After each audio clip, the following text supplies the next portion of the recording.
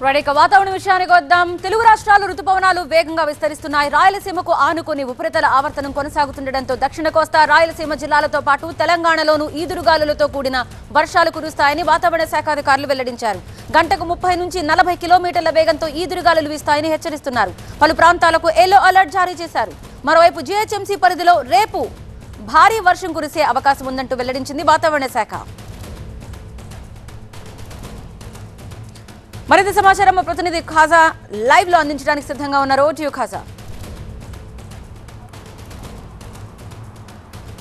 3 రోజుల ముందుగానే రాయలసీమలోకి ప్రవేశించిన నైరుతి రుతుపవనాలు 2 తెలుగు రాష్ట్రాల్లో క్రమంగా విస్తరిస్తున్నాయి. ఇది ఏపీతో పోలిస్తే తెలంగాణలో మరింత చురుగ్గా ముందుకు వెళ్తున్నాయి. ప్రస్తుతానికి ఉత్తర అరేబియాతో పాటు ఛత్తీస్గఢ్, తెలంగాణ ప్రాంతాల్లో ఈ నైరుతి రుతుపవనాలు కొంతమేర వరకు విస్తరించి 2-3 రోజుల్లో తెలంగాణ, ఏపీ వ్యాప్తంగా రుతుపవనాలు విస్తరించే అవకాశం ఉందని వాతావరణ శాఖ అంచనా వేస్తుంది. దీనికి తోడు రాయలసీమకు ఆనుకుని మరాఠవాడ పరిసర ప్రాంతాలపై ఒక ఉపరితల ఆవర్తనం కొనసాగుతుంది. దీంతో తెలంగాణలో చాలా ప్రాంతాల్లో ఓ మోస్తరు వర్షాలు కురుస్తున్నాయి. ప్రధానంగా వికారాబాద్, రంగారెడ్డి, సంగారెడ్డితో పాటు మేడ్చల్, మహబూబ్ నగర్, నల్గొండ పరిసర ప్రాంతాల్లో ఓ మోస్తరు వర్షాలు కురుస్తున్నాయి. చాలా చోట్ల ముసురు వాతావరణం ఉంది. ఇప్పటికే మేడ్చల్ జిల్లా కీసర, గట్కేసర మండలాల్లో ఓ మోస్తరు వర్షాలు కురిస్తే చాలా చోట్ల విద్యుత్ కూడా అంతరాయం ఏర్పడింది. చాలా చోట్ల ఎదురుగాలతో కూడిన వర్షం కూడా కురుస్తుంది. మరోవైపు ఏపీలో ఈ రోజు నుంచి 4 రోజుల పాటు అంటే 15వ తేదీ వరకు కొన్ని ప్రాంతాల్లో ఓ మోస్తరు వర్షాలు కురిస్తే ప్రధానంగా దక్షిణ కోస్తా రాయలసీమల్లో తేలికపాటి వర్షాలు కురుస్తాయని వాతావరణ శాఖ వెల్లడించింది. అంటే 15వ తేదీ తర్వాత